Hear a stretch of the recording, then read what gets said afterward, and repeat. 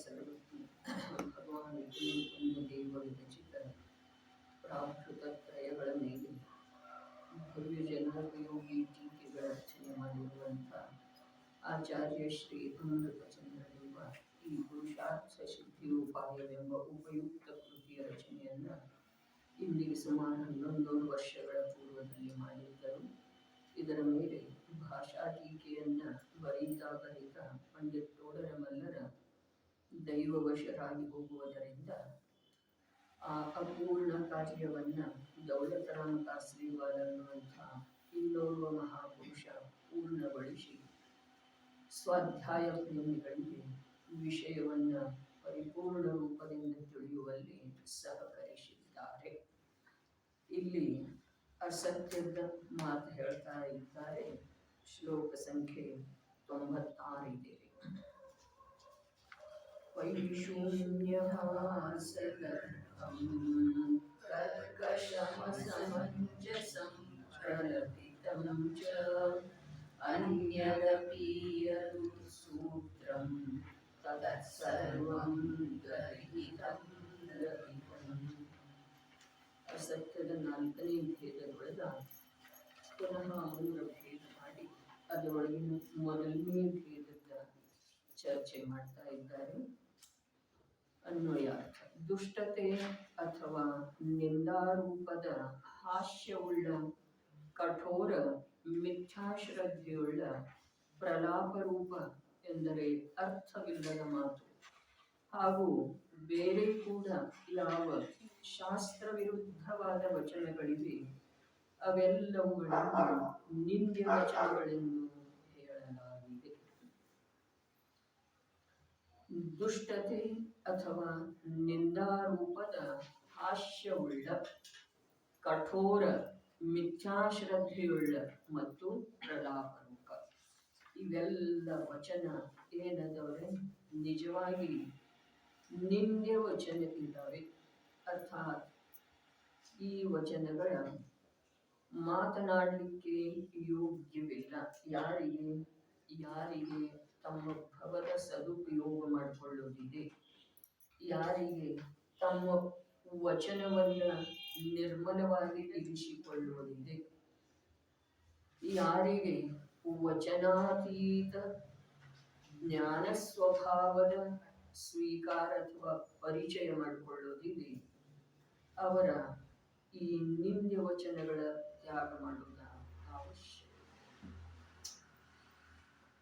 ಈ ನಿಂದ್ಯ ವಚನದಿಂದ ಪರಿಣಾಮದೊಳಗೆ ಎಷ್ಟು ಒಂದು ವಿಕೃತಿ ಉಳ್ಕೊಂಡು ಬಿಡ್ತಿದೆ, ಬೆಳ್ಕೊಂಡು ಹೋಗ್ತಿದೆ. ಇದು ಪ್ರತಿಯೊಬ್ಬರ ತಮ್ಮ ತಮ್ಮ ಅಂತರಂಗದೊಳಗ ತಮ್ಮ ಕಲ್ಯಾಣದ ದೃಷ್ಟಿಯಿಂದ ಜಿನವಾಣಿಯ ಆಲೋಕದೊಳಗ ಅವಲೋಕನೆ, ಅಂತರಂಗದ ಅವಲೋಕನೆ. ಯಾವುದೇ ಒಂದು ಹಾಸ್ಯದ ವಚನ, ಕಠೋರವಾದಂತಹ ವಚನ, ಮಿಥ್ಯಾಶ್ರದ್ಧೆಯನ್ನ ಇನ್ನಷ್ಟು ದೃಢಗೊಳಿಸುವಂತಹ ವಚನ, ಇವೆಲ್ಲ ಯಾವ ಪ್ರಕಾರ ಜ್ಞಾನಾನಂದ ಸ್ವರೂಪಿ ಆತ್ಮನ ಸಲುವಾಗಿ ಮಹಾನ ವಿಕೃತಿದಾಯಕ ಇದಾವೆ ಅಥವಾ ವಿಕೃತಿಯನ್ನ ಬೆಳೆಸುವಂಥವಿದಾವೆ. ಇದರಿಂದ ಸ್ವಯಂ ನಮ್ಮ ಅಂತರಂಗದಲ್ಲಿ ಅವಲೋಕನೆ ಮಾಡಿ ಅವುಗಳದ್ದ ನಿರರ್ಥಕತೆ ಅಥವಾ ಅವುಗಳಿಂದ ಆಗುವಂತಹ ಹಾನಿ ಕಂಡು ಬಂತು ಅಂತಂದ್ರೆ ತ್ಯಾಗ ಮಾಡೋದಿದೆ. ಇಲ್ಲಿ ಜ್ಞಾನಿಗಳಂತೂ ಏನು ವಿಷಯ ಇದೆ, ಸತ್ಯ ವಿಷಯದ ಪ್ರತಿಪಾದನೆ ಮಾಡಿರ್ತಾರೆ. ನಮಗೆ ಎಷ್ಟು ಸಾಧ್ಯ ಇದೆಯೋ, ಅರ್ಥಾತ್ ಯಾವ ಪ್ರಕಾರ ನಾವು ಅದರ ಸತ್ಯಾಸತ್ಯತೆಯನ್ನ ಕಂಡುಕೊಳ್ಳುವುದಾದ್ರೂ ಪ್ರಯತ್ನ ಮಾಡಿ ಅದು ಯಾವುದು ಸಾಧ್ಯ ಇದೆ ಅದು ತನ್ನಷ್ಟಕ್ಕೆ ತಾನೇ ಸಾಧ್ಯ ಆಗ್ತಿದೆ. ಬಿಟ್ಟು ಕೊಡೋದ ಅಂತಂದ್ರೆ ವ್ರತಬದ್ಧಾಗಿ ಬಿಟ್ಟು ಕೊಡುವ ಮಾತಿಲ್ಲ. ನಾನು ಇಂಥ ವಚನ ಆಡುವುದಿಲ್ಲ ಅನ್ನುವ ಒಂದು ಹಠದ ಮಾತಿಲ್ಲ. ಆದ್ರ ಈ ವಚನಗಳಿಂದ ಯಾವ ಪ್ರಕಾರ ನನ್ನ ಉಪಯೋಗ ವಿಕಲ್ಪದ ಜಾಲದೊಳಗನ್ನ ಸುತ್ತಾಡ್ತಿದೆ, ಉಳ್ಕೊಳ್ಳುತ್ತಿದೆ, ವಿಕಲ್ಪದ ಜಾಲವನ್ನೇ ಬೆಳೆಸಿಕೊಳ್ಳುತ್ತಿದೆ, ಪರದೊಳಗನ ಉಪಯೋಗ ಎಷ್ಟು ಮೂರ್ಛಿತಾಗಿ ಉಳಿತಿದೆ ಇದರದ ಅವಲೋಕನೆ ಸ್ವಯಂ ಮಾಡೋದಿದೆ. ಈ ಭವ ಪೂರ್ಣ ಆದ ನಂತರ ಸ್ವಯಂ ಏಕಾಕಿಯಾಗಿನ ಜೀವ ಅನ್ಯಗತಿಗೆ ಯಾವ ಪ್ರಕಾರ ಇಲ್ಲಿ ಪಾಪ ಪುಣ್ಯ ಮೊದಲಾದವುಗಳನ್ನ ಅನಿವಾರ್ಯವಾಗಿ ಅಥವಾ ಉತ್ಸಾಹದಿಂದ ಅಥವಾ ನಗ್ತಾ ನಗ್ತಾ ಮಾಡಿದನೋ ಅವುಗಳನ್ನು ಭೋಗಿಸುವ ಸಲುವಾಗಿ ಪರಭವಕ್ಕ ಪರಲೋಕಕ್ಕ ಹೋಗುವುದು ಅನಿವಾರ್ಯ ಇದೆ. ವಚನ ಎಂಥವ ಆಡೋದ, ವಚನ ಯಾವಾಗ ಆಡೋದ, ವಚನ ಯಾರ ಜೊತೆ ಆಡೋದ, ವಚನ ಯಾವುದರದ ವಿನಿಮಯ ಸ್ವರೂಪ ಇದೆ, ಕಷಾಯದ ವಿನಿಮಯ ಸ್ವರೂಪ ಇದೆಯೋ ಅಥವಾ ನಿಷ್ಕಷಾಯ ಸ್ವಭಾವದ ಪರಿಚಯದ ಸಲುವಾಗಿ ವಿನಿಮಯ ಮಾಡೋದು ಅವಶ್ಯಕ ಇದೆ. ಇದನ್ನು ನಂತರದ ಭೂಮಿಕೆಯೊಳಗೆ ತಿಳ್ಕೊಳ್ಳೋದಿದೆ, ವಿಚಾರ ಮಾಡುವುದಿದೆ. ಯಾವ ಮಾತು ಮಾತಾಡ್ತಾ ಇದ್ದೇನೆ ಅದರಿಂದ ನನಗ ಮತ್ತೆ ಎದುರಿಗಿನವರಿಗೆ ಕಷಾಯನ ಆಗ್ತಾ ಇದೆಯೋ ಅಥವಾ ನಿಷ್ಕಷಾಯ ಸ್ವರೂಪದ ವಿಶ್ವದ ಪದಾರ್ಥಗಳ ಸ್ವರೂಪದ ಪರಿಚಯದೊಳಗೆ ಏನಾದ್ರೂ ಬರಿ ಬೀಳ್ತಾ ಇದೆ ನನ್ನಲ್ಲೇ ಅಥವಾ ಎದುರಿಗಿನ ಜೀವನಲ್ಲೇ, ನಿಜವಾಗಿ ಅದಕ್ಕೆ ಭೂಮಿಕಾ ರೂಪದಿಂದ ಹೇಳಿ ಬಂದಿದ್ದಾರೋ ಏನೋ ಅನ್ನಿಸ್ತಿದೆ. ಏನ ಸೂಕ್ಷ್ಮ ಯಾವುದರೊಳಗ ನೀನು ಎಷ್ಟೆಷ್ಟು ಸ್ಥೂಲ ಇದ್ದೀಯಪ್ಪ, ಭಗವಂತರ ಹೇಳಿರುವಂತಹ ಧರ್ಮ ಅಥವಾ ನಿನ್ನ ಭಗವಾನಾತ್ಮನಿಗೆ ಸುಖದಾಯಕವಾದಂತಹ ಸುಖ ಪ್ರದತ್ತವಾದಂತಹ ಧರ್ಮ ಅದು ಸೂಕ್ಷ್ಮ ಇದೆ. ಇವು ವಚನಂತೂ ಬಹಳ ಸ್ಥೂಲ ಆದವ್ರೆ, ದುಷ್ಟತೆಯನ್ನು ಪ್ರದರ್ಶಿಸುವಂಥವು. ಎಷ್ಟೋ ಸಲ ನಮ್ಮ ವಚನ ಆಗಿರ್ತಾವ, ನಮ್ಮ ದುಷ್ಟತೆಯನ್ನ ಪ್ರದರ್ಶಿಸ್ತಾವ. ನಾಲಿಗೆ ಕುಲ ಹೇಳ್ತು ಅಂತ ಹೇಳಿ ಲೋಕದೊಳಗೆ ಲೋಕೋಕ್ತಿ ಇದೆ. ದುಷ್ಟತೆಯನ್ನ ದರ್ಶಿಸುವಂಥ, ದುಷ್ಟತೆಯೇನ ಇನ್ನೊಬ್ಬರ ಅಪರಾಧವನ್ನ ನೋಡಿ ತಮ್ಮ ದುಷ್ಟತೆಯನ್ನ ಪ್ರದರ್ಶನ ಮಾಡುವ ಹಾಸ್ಯ ರೂಪದ ವಚನ. ಏನಿದೆ ವಚನದೊಳಗೆ? ನಿಜವಾಗಿ ವಚನ ಎಷ್ಟು ಬೆಲೆಯುಳ್ಳಂತೆ ಇದೆ. ಆ ವಚನದ ಬೆಲೆ ನಾವು ಎಷ್ಟು ಕಮ್ಮಿ ಮಾಡಿದ್ದೀವಿ. ಹಾಗಾದ್ರೆ ಆ ವಚನದ ಬೆಲೆ ಇಷ್ಟ ಕಮ್ಮಿ ಮಾಡಿದ ನಂತರ ವಚನ ಯೋಗ ನಮಗೆ ಭವಿಷ್ಯದೊಳಗೆ ಯಾಗ ಲಭಿಸುವುದು? ಯೋಚನೆ, ಬರೇ ಯೋಚನೆ ಮಾಡೋದಿದೆ. ಧರ್ಮ ವಿಚಾರ ಮಾಡಿ ಅರ್ಥಾತ್ ದೀರ್ಘ ಆಲೋಚನೆ ಮಾಡಿ ಆ ಮಾರ್ಗದೊಳಗೆ ಸಾಗಬಹುದಾಗಿದೆ ಅಥವಾ ಅದನ್ನು ಪಡೆದುಕೊಳ್ಳಬಹುದಾಗಿದೆ. ಧರ್ಮದ ಸಂಬಂಧ ವಚನದ ಜೊತೆಗೆ ಅತ್ಯಂತ ಆಳವಾದದ್ದು ಇದೆ. ವಚನ ಇದು ಪುದ್ಗಲ ಭಾಷಾವರ್ಗಣಾದ ಪರಿಣಮನ ರೂಪದ ಕ್ರಿಯೆ ಇದ್ರೂ ಕೂಡ, ವಚನ ಇದು ಅಚೇತನ ಪುದ್ಗಲ ದ್ರವ್ಯದ ಕಾರ್ಯ ಇದ್ರೂ ಕೂಡ, ವಚನ ಇದು ಕ್ಷಯೋಕ್ಷಮ ಜ್ಞಾನದ ಅರ್ಥಾತ್ ಶ್ರವಣೇಂದ್ರಿಯದ ವಿಷಯ ಇದ್ರೂ ಕೂಡ, ಆ ಶ್ರವಣೇಂದ್ರಿಯ ಯಾವಾಗ ಲಭಿಸ್ತಿದೆ, ಆ ಶ್ರವಣೇಂದ್ರಿಯಕ್ಕ ಯಾವ ಪ್ರಕಾರ ಸಂತೋಷವನ್ನ ಅಥವಾ ಹಿತವನ್ನ ಮಾಡುವಂಥ ವಚನ ನಮ್ಮಿಂದ ಬರಬೇಕಾಯ್ತು, ಆ ವಚನವನ್ನ ನಾವು ಕೇಳ್ತೇವಲ್ಲ, ನಾವು ಆಡಿದ ವಚನವನ್ನ ನಾವು ಕೇಳ್ತೇವೆ, ನಮ್ಮ ಶ್ರವಣೇಂದ್ರಿಯಕ್ಕೂ ವಿಷಯ ಇದೆಲ್ಲ ಅದ. ಹಾಗಾದ್ರ ಆ ವಚನ ನಮ್ಮ ಶ್ರವಣೇಂದ್ರಿಯಕ್ಕ ಹಿತ ನೀಡಿ ನಮ್ಮ ಮನಸ್ಸಿಗೆ ಮುದವನ್ನು ಕೊಡುವಂಥದ್ದಿರ್ಬೇಕ್ರಿ. ಎದುರಿಗಿನ ಜೀವಕ್ಕನೂ ಶ್ರವಣೇಂದ್ರಿಯಕ್ಕ ಹಿತ ನೀಡಿ ಮನಸ್ಸಿಗೆ ಮುದವನ್ನ ಕೊಡುವಂಥದ್ದು ಇರ್ತೀವಿ. ಮಹಾಮುನಿಗಳ ವಚನ ಎಲೆ ಭವ್ಯನೇ ಅಂದ ಕೂಡಲೇ ಕೇಳುವಂಥ ಶ್ರೋತೃವಿನ ಶ್ರವಣೇಂದ್ರಿಯದ ಮೂಲಕ ಯಾವ ಜ್ಞಾನ ವರ್ತಿಸ್ತಾ ಇದೆಯಲ್ಲ, ಆ ಜ್ಞಾನಕ್ಕ ಹಿತ ಅನ್ನಿಸ್ತಿದೀವ ಅಥವಾ ಇಲ್ರಿ? ಎಲೈ ಸೂಜ್ಞನೆ, ಎಲೈ ಸಜ್ಜನನೆ, ಎಲೈ ಮಹಾತ್ಮನೆ ಎಲೆ ಭವ್ಯಾತ್ಮನೆ ಈ ಪ್ರಕಾರದ ಶಬ್ದಗಳು ಮುಖಾರವಿಂದದಿಂದ ಮುನಿರಾಜರ ಮುಖಾರವಿಂದದಿಂದ ಬೋಧ ಆರಂಭ ಆಗೋಕ್ಕಿಂತ ಮುಂಚೆ ಈ ಪ್ರಕಾರದ ಸಂಬೋಧನೆ. ಎಲೈ ಮಹಾತ್ಮನೇ, ಎಲೈ ಭವ್ಯನೇ, ಎಲೈ ಅನಾದಿ ಸಂಸಾರಿಯೇ ಅಂದ್ರನು ಕೂಡ ಅದೇನಿದೆ, ಕರ್ಣೇಂದ್ರಿಯಕ್ಕ ಹಿತವನ್ನುಂಟು ಮಾಡುವಂಥದ್ದಿದೆ, ಮನಸ್ಸಿಗೆ ಮುದವನ್ನು ಕೊಡುವಂಥದ್ದಿದೆ. ಯಾಕ? ಓಹೋ, ನಾನು ಸಂಸಾರಿ ಇದ್ದೇನೆ, ಅನಾದಿಯಿಂದ ಸಂಸಾರಿ ಇದ್ದೇನೆ. ಹಾಗಾದ್ರೆ ಆ ಸಂಸಾರದಿಂದ ಬಿಡುಗಡೆ ಹೊಂದುವ, ಆ ಅನಾದಿ ಸಂಸಾರದಿಂದ ಪರಿಮುಕ್ತನಾಗುವಂತ ಉಪಾಯವನ್ನ ಈ ಮಹಾಪುರುಷರ ಹೇಳವರಿದ್ದಾರೆ ಅಂತ ಹೇಳಿ ಮನುಷ್ಯನೊಳಗೆ ಒಂದು ಪ್ರಕಾರದ ಮುದ ಜಿಜ್ಞಾಸೆ ಉತ್ಪನ್ನ ಆಗ್ತಿದೆ. ಅದೇ ಪರಸ್ಪರರೊಳಗೆ ಇಬ್ಬರು ಮಿಥ್ಯಾದೃಷ್ಟಿ ಮಾತಾಡುವ ವೇಳೆದೊಳಗೆ ಎಂಥ ಮಾತಿರ್ತವೆ. ನಿಯಮದಿಂದ ಆ ಇಬ್ಬರಿಗೆ ಸಂಬಂಧ ಇಲ್ಲದೆ ಇರುವಂತಹ ಮಾತುಗಳು ಅಧಿಕ ಇರ್ತವೆ. ಇಬ್ಬರಿಗೆ ಅವರವರ ಪರಸ್ಪರದೊಳಗೆ ಸಂಬಂಧ ಇರುವಂತಹ ಮಾತ ಬಹಳ ಕಮ್ಮಿ. ಆ ಸಂಬಂಧಾತ್ಮಕ ಕಡಿಮೆ ಮಾತುಗಳ ಕೂಡ ಕಷಾಯ ಹೋಗುತ್ತೆ. ಮಾತಾಡೋದೇನು ಬೇಡ, ಹಾಗಾದ್ರೆ ವಿಚಾರ ಮಾಡೋದಿದೆ, ಮಾತಾಡೋದ ಬೇಡ ಅನ್ನೋದು ನಮ್ಮ ಕೈಯೊಳಗಿನ ಮಾತು. ವಸ್ತು ಸ್ವರೂಪವನ್ನು ತಿಳಿಯುವುದು ಮಾತ್ರ ನಮ್ಮ ಕೈಯೊಳಗಿನ ಮಾತಿದೆ. ವಸ್ತು ಸ್ವರೂಪವನ್ನು ತಿಳಿದ ನಂತರ ಎಂಥ ಮಾತು ಮಾತಾಡಬೇಕು, ಯಾವಾಗ ಮಾತಾಡಬೇಕು, ಮತ್ತೆ ಯಾರ ಜೊತೆ ಮಾತಾಡಬೇಕು. ನಾವು ಆ ಗ್ರಂಥ ತೆಗೆದ ನಂತರ ಆಚಾರ್ಯರ ಜೊತೆ ಮಾತು ಆರಂಭ ಆಗ್ತಿದೀವಿ ಅಥವಾ ಇಲ್ಲ? ಗ್ರಂಥ ತೆಗೆದ ಕೂಡಲೇ ಆಚಾರ್ಯರ ಜೊತೆ, ಜ್ಞಾನಿ ಮಹಾತ್ಮರುಗಳ ಜೊತೆಗೆ ನಮ್ದು ಚರ್ಚೆ ವಾರ್ತಾಲಾಪ ಆರಂಭ ಆಗ್ತಿದೀವಿ ಅಥವಾ ಇಲ್ಲ?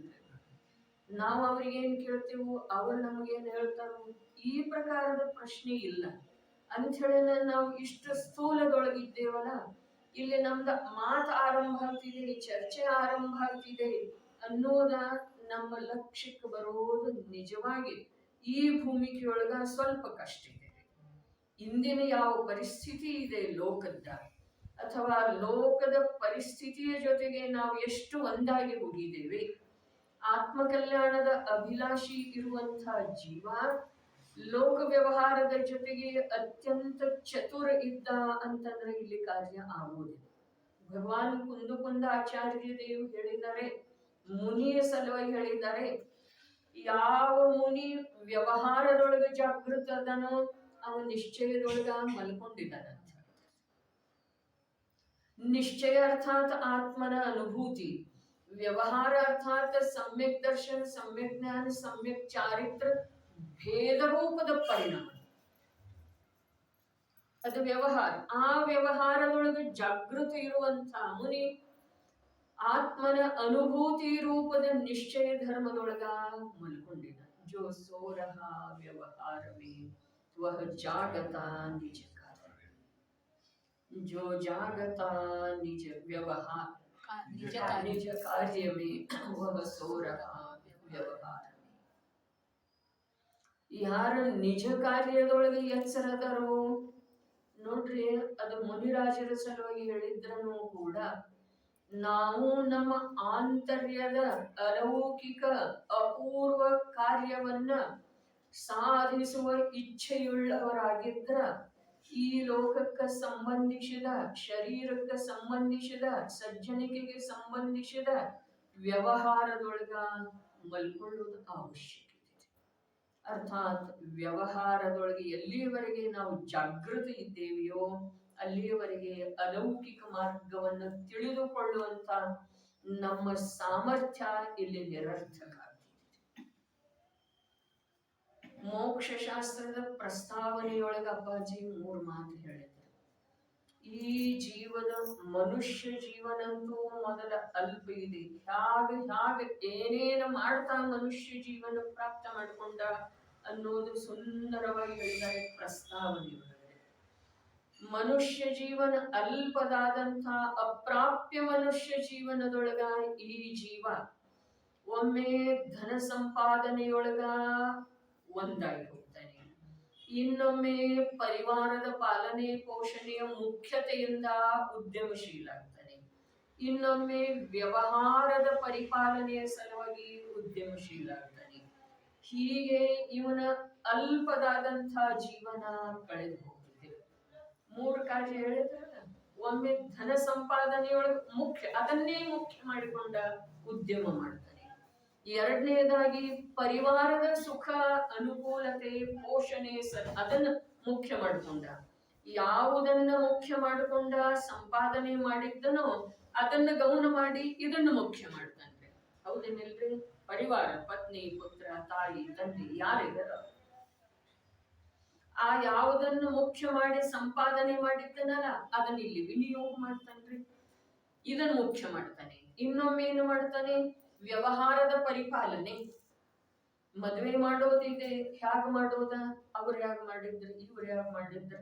ಮದುವೆ ಮಾಡೋದಿದೆಯೋ ಅಥವಾ ಇನ್ನೊಬ್ಬರು ಹ್ಯಾಗ್ ಮಾಡಿದ್ರು ಅದನ್ನೆಲ್ಲ ಅವಲೋಕನೆ ಮಾಡಿ. ಮನೆ ಕಟ್ಟೋದಿದೆ, ಮನೆ ತಮಗೆ ಹ್ಯಾಗ್ ಬೇಕಾಗಿ ಕಟ್ಟೋದಿದೆಯೋ. ವಾಸ್ತು ಇದೆ ಏನಿಲ್ಲ, ಈ ವಾಸ್ತುಶಾಸ್ತ್ರ ಮಧ್ಯಕ್ಕೆ ಬಹಳ ಬೆಳೆದಿತ್ತಲ್ಲ, ಈಗ ಇದೆ ಇಲ್ಲ ಗೊತ್ತಿಲ್ಲ. ಆದ್ರ ಒಮ್ಮೆ ಕುಂದಾದ್ರಿ ಬೆಟ್ಟದ ಮೇಲೆ ಪ್ರಶ್ನೆ ಬಂದಿತ್ತು, ವಾಸ್ತುಶಾಸ್ತ್ರ ಇದೆ ಏನಿಲ್ಲ. ಅಪ್ಪಾಜಿ ಹೇಳಿದ್ರು ಇದೆ. ಏನಿದೆ? 6 ಫೂಟದ ಮನುಷ್ಯ ಅಂತಂದ್ರ 5 ಫೂಟದ ರೂಮ್ ಕಟ್ಟೋದಿರುವುದಿಲ್ಲ. ಅಡುಗೆ ಮನೆ ಬೆಳಕು ಬರುವ ಹಾಗೆ ಇರಬೇಕು, ಅಡುಗೆ ಮಾಡುವ ಸಲುವಾಗಿ. ಊಟದ ಮನೆ ಹೇಗಿರ್ಬೇಕು, ಇದು ವಾಸ್ತು ಇದೆ ಅಂತ ಹೇಳಿ. ಅದು ಆ ದಿಕ್ಕಿಗಿರ್ಬೇಕು, ಈ ದಿಕ್ಕಿಗಿರ್ಬೇಕು. ಅದು ಒಂದ್ ವೇಳೆ ಅದೇ ಪ್ರಕಾರ ಅದರ ಅರ್ಥ ಬಂದ್ರೂ ಕೂಡ ಆ ದಿಕ್ಕುಗಳಿಗೆ ಆ ಪ್ರಕಾರದ ಮನೆ ಬಾಗಿಲ ಕಿಟಕಿ ಇಲ್ಲದೆ ಹೋದ್ರ ಇವನಿಗೆ ಏನಾದ್ರೂ ಹಾನಿ ಆಗ್ತಿದೆ ಅನ್ನೋ ಮಾತಿಲ್ಲ. ಹಾಸನದೊಳಗ ನಾಗರತ್ನರಾಜು ಇದ್ದಾರಲ್ಲ, ಅವರಂತಿದ್ದರ್ರಿ, ಏನೇನೋ ಒಳ್ಳೊಳ್ಳೆ ಮನೆಗಳನ್ನು ಕೆಡವುತ್ತಾ ಇದ್ದಾರೆ, ಆ ಕಿಟಕಿಯನ್ನು ಇವನಿಗೆ ಹೇಳಿದೆಯಾ, ನನ್ನ ಇಲ್ಲಿ ಕೂಡಿಸಿದೀಯಾ, ನಾನು ನಿನಗೆ ತೊಂದರೆ ಕೊಡ್ತೇನೆ ಅಂತ ಹೇಳಿ ಹೇಳಿದೆಯಾ, ಈ ಪ್ರಕಾರ ಅಂದಿರ್ತಾರೆ. ಅಂದ್ರೆ ಸಾಮಾನ್ಯವಾಗಿ ಯಾವನೋ ಒಂದು ತನ್ನ ನಿಜ ಬುದ್ಧಿಯ ಉಪಯೋಗ ಮಾಡುವಂತ, ನಿಜ ಜ್ಞಾನದ ಉಪಯೋಗ ಮಾಡುವಂತವನಿಗೆ ಅರ್ಥ ಆಗ್ತಿದೆ ರೀ.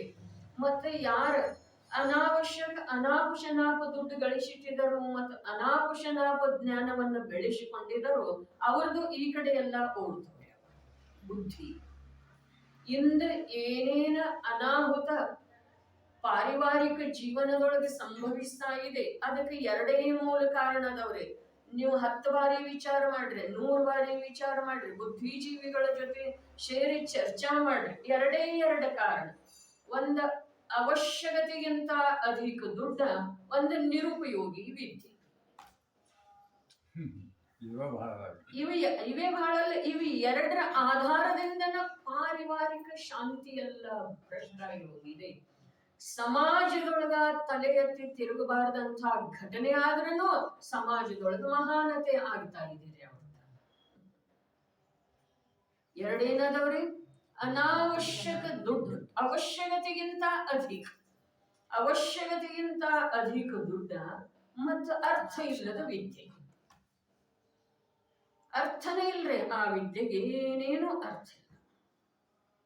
ಸಾಮಾನ್ಯ ಒಬ್ಬ ಮನುಷ್ಯ ತನ್ನ ಕ್ಷಯೋಕ್ಷಮ ಸಹಜ ಜ್ಞಾನದಿಂದ ಏನ್ ತಿಳಿತಾನೋ ಅದನ್ನ ಅವ್ರು ತಿಳಿಯೋ ಸಾಧ್ಯ. ಸಂಜ್ಞೆ ಪಂಚೇಂದ್ರಿಯ ಅವಸ್ಥಾ ವಿಶೇಷ ಏನಿದೆ ಜೀವದ ಮನುಷ್ಯ ಯೋಗ್ಯ ಜ್ಞಾನ ಇದೆ. ಸಂಜ್ಞೆ ಪಂಚೇಂದ್ರಿಯದೊಳಗೂ ಕೂಡ ಮನುಷ್ಯ ಯೋಗ್ಯ ಜ್ಞಾನ ಬೇರೆ, ತಿರಿಯಂಚ ಯೋಗ್ಯ ಜ್ಞಾನ ಬೇರೆ, ನಾರಕಿ ಯೋಗ್ಯ ಜ್ಞಾನ ಬೇರೆ, ದೇವ ಯೋಗ್ಯ ಜ್ಞಾನ ಬೇರೆ. ಸಂಜ್ಞೆ ಪಂಚೇಂದ್ರಿಯನ ಹೌದು, ಆದ್ರ ಪರ್ಯಾಯದ ಪ್ರಾಮುಖ್ಯತೆ ಇದೆ ಅಲ್ಲ. ಹಾಗಾದ್ರೆ ಮನುಷ್ಯ ಯೋಗ್ಯ ಸಂಜ್ಞೆ ಪಂಚೇಂದ್ರಿಯ ರೂಪದ ಯಾವ ಜ್ಞಾನ ಇದೆಯೋ ಆ ಜ್ಞಾನದಿಂದ ಇವ ವಿಚಾರ ಮಾಡಿದ ಅಂತಂದ್ರ ಅದೆಲ್ಲ ಎಷ್ಟು ನಿರರ್ಥಕ ಇದೆ ಅನ್ನೋದು ತಿಳಿದಿದೆ.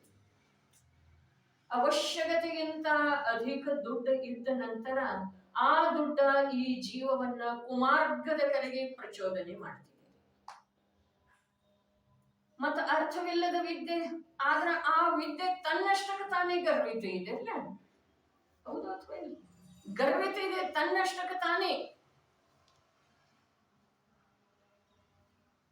ಒಂದಿಷ್ಟ ನಿಮ್ಮ ಮಕ್ಕಳ ವಿದ್ಯೆಯ ಮೂಲಕ ನೀವು ಅವ್ರ ವ್ಯವಹಾರ ಮತ್ತೆ ಆ ವಿದ್ಯೆ ನಿಮ್ಮಲ್ಲೇ ಇಲ್ಲದೆ ಇರುವಂತ ನಿಮ್ಮ ವ್ಯವಹಾರ, ಇವೆರಡನ್ನು ಹೋಲಿಕೆ ಮಾಡಿ ನೋಡ್ರಿ.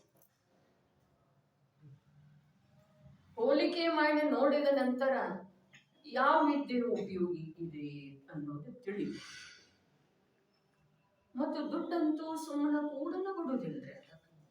ಅದು ಈ ಜೀವವನ್ನ ಪಾಪದ ಮಾರ್ಗದೊಳಗೆ ಸಂಪೂರ್ಣ ಒಂದಗೊಳಿಸಿನ ಏಕ ಮಾಡಿನ ಅದ ಶಾಂತಿಯಿಂದ ಅದು ತನ್ನ ಸಾರ್ಥಕ ಜೀವನವನ್ನ ಸಾರ್ಥಕ ಅಂತ ಹೇಳಿ ತಿಳ್ಕೊಳ್ತೀವಿ. ಆತ್ಮ ಕಲ್ಯಾಣದ ಸಲುವಾಗಿ ಈ ಜೀವಕ್ಕ ಧನ ಮತ್ತು ಲೌಕಿಕ ವಿದ್ಯೆಯಷ್ಟ ಬಾಧಕ, ಆತ್ಮ ಕಲ್ಯಾಣದ ಸಲುವಾಗಿ ಹೇಳ್ತಾ ಇದ್ದೀನಿ, ಅಷ್ಟ ಬಾಧಕ ಯಾವುದೂ ಇಲ್ಲ. ಸರ್ವಜ್ಞ ಪ್ರಭುವಿನ ಅಭಾವ ಇದೆ, ಭಾವಲಿಂಗಿ ಸಂತರ ಅಭಾವ ಇದೆ. ಮೋಕ್ಷ ಮಾರ್ಗ ಹೇಗೆ ತಿಳಿದು ಬರುವುದ? ಇವು ನಿಮಿತ್ತ ಅಲ್ಲ, ನಿಜವಾಗಿ ಈ ಪ್ರಕಾರದ ನೆಪ ಹೇಳೋದಲ್ಲ. ನೆಪ ನಿಜವಾಗಿ ಎರಡೇ ಅದಾವ. ಯಾವ? ಒಂದು ಧನದ ಅಧಿಕತೆ ಮತ್ತ ಲೌಕಿಕ ಯಾವ ಚತುರತೆ ಅಂತ ಹೇಳಿ ನಾವು ತಿಳಿದಿದ್ದೇವಲ್ಲ. ಆತ್ಮ ಕಲ್ಯಾಣದ ಮಾರ್ಗದಲ್ಲಿ ಬಾಧಕ ಇದಾವೆ, ದುರ್ಗತಿಯ ಮಾರ್ಗದಲ್ಲಿ ಸಂಪೂರ್ಣ ಸಹಾಯಕ ಇದಾವೆ. ದುರ್ಗತಿಯ ಕಡೆಗೆ ಹೋಗುವಂತಹ ಯೋಗ್ಯತಾನ ಈ ಜೀವದ ಇದ್ದ ಮೇಲೆ ನೀವು ಅನಿವಾರ್ಯವಾಗಿ ಅವುಗಳ ಬೆನ್ನತ್ತಿ ಹೋಗಬೇಕಾಗಿದೆ. ಏನ್ ಹೇಳ್ತಾ ಇದ್ದಾರೆ ಇಲ್ಲಿ ನಡೀತು. ಟೀಕೆ. ಯತ್ ವಚನಂ ಪೈಶೂನ್ಯ ಹಾಸಗರ್ಭಂ ಕರ್ಕಶಂ ಅಸಮಂಜಸಂ ಪ್ರಲಪಿತಂ ಚ ಅನ್ಯತ್ ಅಪಿ ಉತ್ಸೂತ್ರಂ ತತ್ ಗರ್ಹಿತಂ ಗದಿತಂ. ಯಾವ ವಚನದಲ್ಲಿ ದುಷ್ಟತೆ ಇದೆ, ಅನ್ಯ ಜೀವರುಗಳಿಗೆ ಕೆಡಕು ಮಾಡುವಂಥದ್ದಿದೆ, ತಮಗೆ ರೌದ್ರ ಧ್ಯಾನ ಮಾಡಿಸುವಂಥದ್ದಿದೆ. ನೋಡ್ರಿ ಟೀಕಾಕಾರರ ಮಹಿಮಾ ಎಷ್ಟು ಇದೆ. ಏನ್ ಹೇಳಿದ್ರು? ಯಾವ ವಚನದಲ್ಲಿ ದುಷ್ಟತೆ ಇದೆ? ದುಷ್ಟತೆ ಏನಿದೆ? ಯಾವ ವಚನದಲ್ಲಿ ದುಷ್ಟತೆ ಇದೆ? ದುಷ್ಟತೆ ಏನಿದೆ? ವಸ್ತು ಸ್ವರೂಪದ ವಿರುದ್ಧ ಶ್ರದ್ಧೆಯ ಆಧಾರದ ಮೇಲೆ ಯಾವ ವಚನ ಆಗ್ತಾವೋ ಅವೆಲ್ಲವೂ ದುಷ್ಟತೆಯಿಂದ ತುಂಬಿರ್ತವೆ. ಇನ್ನೊಂದ್ಸಲ, ವಸ್ತು ಸ್ವರೂಪದ ಅನುರೂಪ ಶ್ರದ್ಧೆ ಇಲ್ಲದೆ ಇರುವಂತಹ ಯಾವ ಆಂತರ್ಯದ ಅಭಿಪ್ರಾಯ ಇದೆಯೋ ಆ ಅಭಿಪ್ರಾಯದ ಮೂಲದಿಂದ ಉದಿಸಿ ಬರುವಂತಹ ವಚನಗಳ ನಿಜವಾಗಿ ದುಷ್ಟ. ಹಾಗಾದ್ರೆ ವಸ್ತು ಸ್ವರೂಪದ ಅನುರೂಪ ಶ್ರದ್ಧೆ ಇದ್ದ ನಂತರ ವಚನ ಯಾತರ ಸಲುವಾಗಿ ಬರ್ತವೆ? ವಚನ ಆ ತತ್ಸಮಯದ ಯಾವ ಒಂದು ಕಾರ್ಯ ಸಿದ್ಧಿಸಬೇಕಾಗಿದೆಯೋ ಅದರ ಸಲುವಾಗಿ ಎಷ್ಟು ವಚನ ಇರ್ತಾವ್ರಿ? ಎಷ್ಟು ಇರ್ತಾವ? ಬಹಳ ಅಲ್ಪ ಇರ್ತವ್ರಿ. ತತ್ಸಮಯದ ಯಾವುದೋ ಒಂದು ಕಾರ್ಯದ ಸಿದ್ಧಿ. ನಾ ಆತ್ಮ ಕಲ್ಯಾಣದ ಮಾತು ಹೇಳ್ತಾ ಇಲ್ಲ, ದೇವಶಾಸ್ತ್ರ ಗುರುವಿಗೆ ಸಂಬಂಧಿಸಿದ ಹಾಗೆ ಹೇಳ್ತಾ ಇಲ್ಲ. ಆದ್ರ ತತ್ಸಮಯದ ಯಾವ ಸಾಂಸಾರಿಕ ಕಾರ್ಯ ಇದೆ ಅದರ ಸಿದ್ಧಿಯ ಸಲುವಾಗಿ ಎಷ್ಟು ಮಾತಾಡೋದಿರ್ತದೆ, ಎಷ್ಟು ಅವಶ್ಯಕ ಇದೆ ಹೇಳ್ರಲ್ಲ. ಒಂದೋ ಎರಡೋ. ಅದಕ್ಕೆ ಏನ್ ಹೇಳಿದ್ರು ಭವ್ಯಾಮೃತಕಾರ? ಎರಡೆರಡು ಮಾತಿನಿಂದ ನೀನಿನ್ನ ಕಾರ್ಯ ಮುಗಿಸಿಬಿಡ.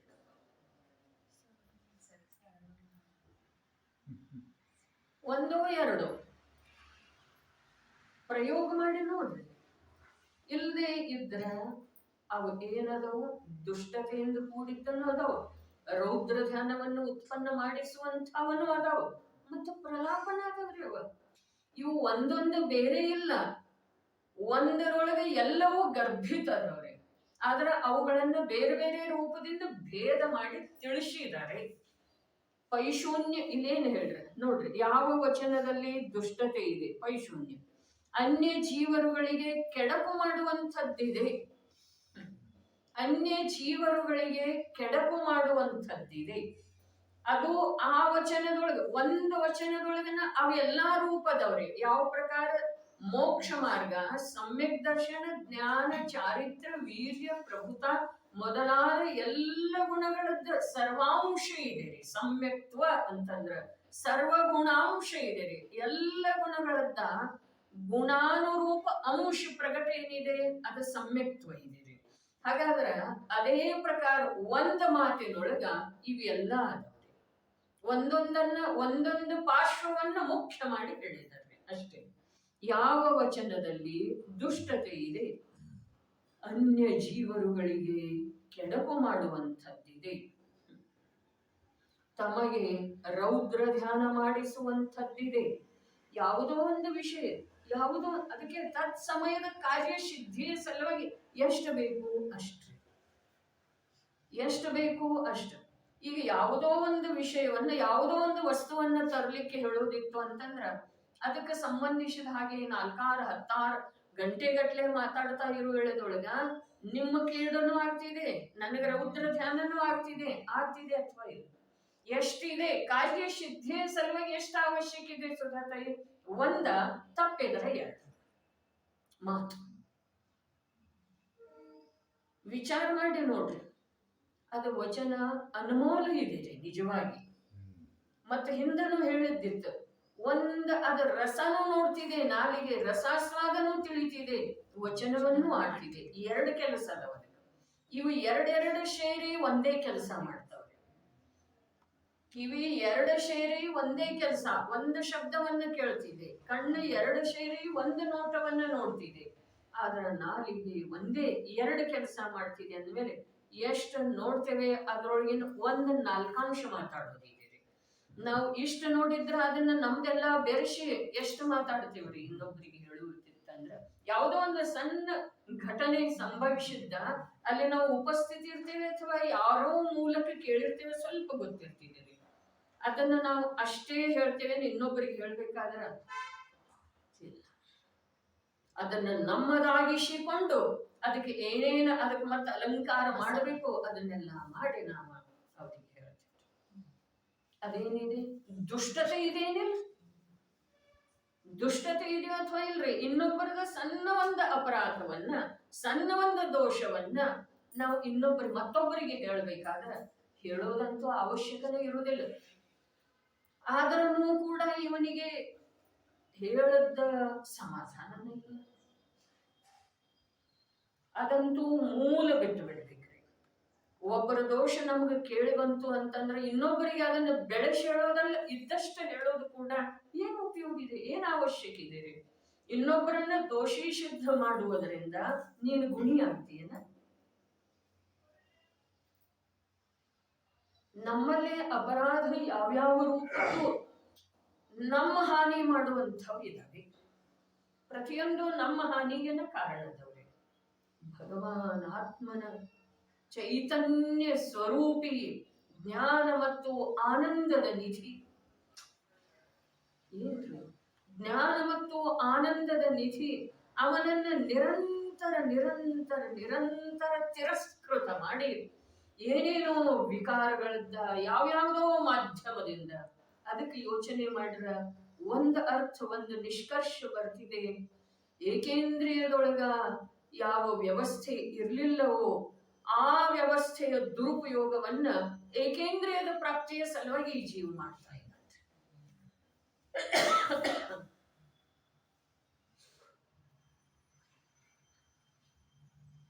ಏನಂತ ಸಣ್ಣ ಒಂದೇ ಉದಾಹರಣೆಯಿಂದ ಹೇಳ್ತೇನೆ. ಕರ್ಮ ಸಿದ್ಧಾಂತ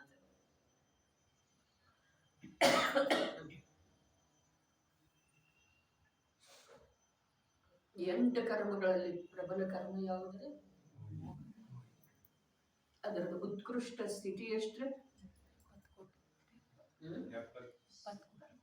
70 ಕೋಟಾಕೋಟಿ ಸಾಗರ್. ಅದರ ಬಂಧ ಯಾರಿಗಾಗ್ತಿದ್ದೀರಿ? ಉತ್ಕೃಷ್ಟ ಬಂಧ ಎಲ್ಲಾ ಜೀವಗಳಿಗೆ ಆಗುದಿಲ್ರಿ. ಯಾರಿಗಾಗ್ತಿದ್ದೀರಿ?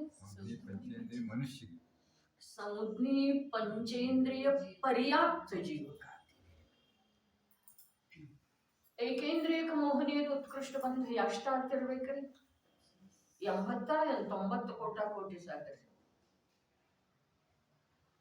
ನಮಗೂ ಗೊತ್ತಿಲ್ಲ. 1 ಕೋಟಿ ಸಾಗರ್ ಇದೆ ವಿಜಯ. ಉತ್ಕೃಷ್ಟ ಬಂಧ ಏಕೇಂದ್ರಿಯ ಜೀವಕ್ಕೆ 1,000,000,000 ಉತ್ಕೃಷ್ಟ ಬಂಧ ಆಗೋದನೇ ಇಲ್ಲ ನಿಜವಾಗಿ. ಹಾಗಾದ್ರೆ ನಾವು ಏಕೇಂದ್ರಿಯದಲ್ಲಿ ಯಾವ ವ್ಯವಸ್ಥೆ ಇರಲಿಲ್ಲಲ್ಲ, ಆ ವ್ಯವಸ್ಥೆಯ ಉಪಯೋಗವನ್ನ ಏಕೇಂದ್ರಿಯದ ಪ್ರಾಪ್ತಿಯ ಸಲುವಾಗಿ ಮಾಡ್ತಾ ಇದ್ದೇವೆ, ಅಥವಾ ಏಕೇಂದ್ರಿಯಕ್ಕಿಂತ ಅನಂತ ದುಃಖದ ವೇದನ ಇಲ್ಲೇ ಇದ್ದುಕೊಂಡು ಮಾಡುವ ಸಲುವಾಗಿ ಮಾಡ್ತಾ ಇದ್ದೇವೆ? ವಿಜಯ, ಏಕೇಂದ್ರಿಯದೊಳಗೆ ಯಾವ ವ್ಯವಸ್ಥೆ ಇರಲಿಲ್ಲವೋ ಆ ವ್ಯವಸ್ಥೆಯ ಪ್ರಾಪ್ತಿ ಮಾಡಿಕೊಂಡ ನಾವ ಏಕೇಂದ್ರಿಯದಲ್ಲಿ ಇಲ್ಲದೆ ಇರುವಂತಹ ದುಃಖವನ್ನ ಸಂಪಾದನೆ ಅನುಭವ ಮಾಡ್ತಾ ಇದ್ದೇವೆ ಅಥವಾ ಇಲ್ರಿ? 70,000,000,000 ಮೋಹನೀಯದ ಬಂಧ ಆಗುವಂತಹ ಪರಿಣಾಮ ಅಲ್ಲಿರ್ಲಿಲ್ಲ. ಭಾವಕಲಂಕದ ಪ್ರಚುರತೆ ಅಂದಿದ್ದಾರೆ. ಒಂದಿಷ್ಟು ಯೋಚನೆ ಮಾಡೋನು. ಭಾವಕಲಂಕದ ಪ್ರಚುರತೆ ಅಂದಿದ್ದಾರೆ. ಆದ್ರೂ ಆ ಪ್ರಚುರ ಭಾವಕಲಂಕದಿಂದ 70,000,000,000 ಸಾಗರದ ಬಂಧ ಆಗುವುದಿಲ್ಲ. ಅದಕ್ಕೆ ಎಷ್ಟಾಗ್ತಿದೆ? ಆದ್ರೆ ಉತ್ಕೃಷ್ಟ ಆದ್ರೆ 1,000,000,000 ಸಾಗರ ಮಾಡಿಕೊಳ್ಳಿಕ್ಕೆ ಪಾಪ ಅವಕಾಶ ಇಲ್ಲ. ನಮಗ ಅವಕಾಶ ಇಲ್ಲ. ಖಾಲಿ ಮಖಮಲಿ ಗದ್ದೆ ಮೇಲೆ ಕೂತ ಆ ಪಾಪದ ಬಂಧ ನಾವು ಮಾಡ್ಕೊಳ್ತೇವೆ. ಈ ರೂಮ್ ಒಳಗೂ ಕೂತ ಯೋಚನೆ ಮಾಡೋದ್ರಿ, ನನಗೆ ಯಾವುದು ಉಪಲಬ್ಧ ಇದೆ, ನಾನು ಇಲ್ಲಿ ಯಾವ ಪ್ರಯತ್ನದಿಂದ ಬಂದಿದ್ದೇನೆ, ಯಾವ ಪುರುಷಾರ್ಥದಿಂದ ಬಂದಿದ್ದೇನೆ, ಇದ್ದಕ್ಕಿದ್ದ ಹಾಗೆ ಜೀವನ ಪೂರ್ಣ ಆಗೋದು. ಹೇಳಿ ಕೇಳಿ ಅಲ್ಲ, ಹೇಳಿ ಕೇಳಿದ್ರೆ ಇನ್ನಷ್ಟು ರೌದ್ರ ಧ್ಯಾನ ಆಗುವುದಿದೆ. ನಮ್ಗೆ ತಿಳಿದು ಬಂತು ಮರಣ, ತಿಳಿಸಿ ಬಂತು ಅಂತಂದ್ರೆ ಇನ್ನಷ್ಟು ರೌದ್ರ ಧ್ಯಾನ ಆಗೋದಿದೆ. ಹೇಳದೆ ಕೇಳದೆ ಬಂತು ಅಂತಂದ್ರೆ ಮೋಹ ಅವಿಚ್ಛಿನ್ನ ಧಾರಾ ರೂಪದಿಂದ ನಡೆಯುವುದಿದೆ. ಇದೇ ಪ್ರವೃತ್ತಿ. ನಾನು ಜೀವ ಆಗುವ ಪ್ರಯತ್ನ ಯಾವಾಗ ಮಾಡಿದೇನ್ರಿ? ಈ ಭವದೊಳಗ ಇಲ್ಲಿ ಜಿನವಾಣಿ ಎದುರಿಗೆ ಕೂತಿರೋ ವೇಳೆದೊಳಗ ನಾನು ಜೀವ ಆಗುವ ಪ್ರಯತ್ನ ಯಾವಾಗ ಮಾಡಿದ್ದೇನೆ? ನಾನು ದೇಹ ರೂಪದಿಂದ ಇರುವ ಸಲುವಾಗಿ ಮಾತ್ರ ಇಲ್ಲೇ ಕೂತಿರೋ ವೇಳೆದೊಳಗೂ ಪ್ರಯತ್ನ ನಡೆದಿದೆ. ಯಾಗಂತ ತಮ್ಮ ಅಂತರಂಗ ನೋಡ್ಕೊಳ್ಳುದಿದೆ. ಇಲ್ಲೇ ಕೂತಿರೋ ವೇಳೆದೊಳಗೆ ನಾ ದೇಹ ರೂಪ ನಾಮರೂಪ ಏನೇನ ರೂಪ ನಾನಂತ ಹೇಳಿ ನನ್ನನ್ನು ತಿಳ್ಕೊಂಡಿದ್ದೇನೆ, ಅಥವಾ ಅನ್ಯರು ನನ್ನನ್ನು ತಿಳಿತಾ ಇದ್ದಾರೆ. ಆ ರೂಪವಾಗಿ ಇರುವಂತಹ ಪ್ರಯತ್ನ ಇಲ್ಲಿ ಕೂಡ ನಡೆದಿದೆ. ಜೀವಾಗುವ ಪ್ರಯತ್ನ ಇಲ್ಲಿ ಕೂಡ ನಮ್ದು ಇಲ್ಲ. ಉಳಿದ ಅನ್ಯ ಕ್ಷೇತ್ರದೊಳಗಿಂದಂತೂ ಮಾತೇ ಇಲ್ಲ. ಅಲ್ಲಿ ಯಾವಾಗ ಆಗೋದು? ಯಾವಾಗ ಬಿಡುವಿದೆ? ಆದ್ರ ಬಿಡುವಿಲ್ಲದ ಕಾರ್ಯದೊಳಗೆ ಜೀವನಿಗೆ ಎಷ್ಟು ಪಾಪ ಆಗ್ತಿದೆಯಲ್ಲ ಭವಿತಾ, ಅದರ ಅನಂತ ಉಳಿತ ಪಾಪ ಆರಾಮಿ ಜೀವನದೊಳಗೆ ಆಗ್ತಿದೆ. ಸುಧತೆ ಹಾಸ್ಯದ ಮಾತಲ್ಲ, ಪ್ರತಿಯೊಂದು ಮಾತಿಂದ ನಿಷ್ಕರ್ಷದವರೆಗೆ ತಲುಪೋದು ಶ್ರೇಣಿಭಾಯಿ. ನಿರಂತರದ ಉದ್ಯಮ, ಶಾರೀರಿಕ ಉದ್ಯಮದೊಳಗ ಮನಸ್ಸಿಗೆ ಅಥವಾ ಪರಿಣಾಮಕ್ಕ ಅನಾಕ್ಷನಾಪ ವಿಸ್ತರಿಸಲಿಕ್ಕೆ ಅವಕಾಶ ಇರುವುದಿಲ್ಲ. ಸುಧಾತೆ ಇದೇ ಸಿದ್ಧಾಂತ ಅಲ್ಲಿ ಹೊರಟಿದೆಯಲ್ಲ, 70,000,000,000 ಬಂಧ ಯಾಕೆ ಆಗೋದಿಲ್ಲ? ಅಲ್ಲಿ ಅದಕ್ಕೆ ಬಿಡುವೆ ಇಲ್ಲಲ್ಲ. ಹಾಗಾದ್ರೆ ಯಾವ ಜೀವ ಖಾಲಿ ಪುಕಟ ಅನುಕೂಲತೆಯನ್ನ ಮಹಾ ಕಷ್ಟದಿಂದ ಗಳಿಸಿ ತಂದಿದ್ದನೋ ಅಲ್ಲಿ ಮಾಡ್ತಾ ಇದ್ದಾನ ಮಹಾಪಾಪ.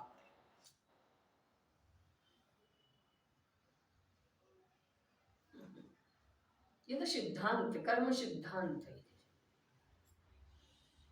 ಪರಿಣಾಮ ಮತ್ತು ಕರ್ಮದಲ್ಲಿ ಮಾತು ಬರ್ತಿದೆಯೋ ಅದನ್ನು ವಿಚಾರ ಮಾಡಿದ ನಂತರ ನಿಜವಾಗಿ ಹೇಳಿದ್ರೆ, ಸಾಮಾನ್ಯ ತಾವು ಕೂಡ ಟ್ಯಾಲಿ ಮಾಡ್ರಿ. ಹಮಾಲಿ ಮಾಡ್ಯನ ಜೀವನ ಮಾಡುವಂತ ಮನುಷ್ಯನ ಅಂತರಂಗದೊಳಗ ಯಾವ ಶ್ರಮ ಆಗ್ತಾ ಇದೆ, ಶಾರೀರಿಕ ಶ್ರಮ, ಅದರ ಮಧ್ಯದೊಳಗ ಮಾನಸಿಕ ವಿಕೃತಿಗೆ ಅವಕಾಶ ಇಲ್ಲದೆ ಇರುವಷ್ಟ ಅವ AC ಆಫೀಸ್ ಒಳಗೆ ಕೂತಿದ್ದಾನಲ್ಲ, ಅವ ಮಾಡ್ತಾ ಇರ್ತಾನೆ.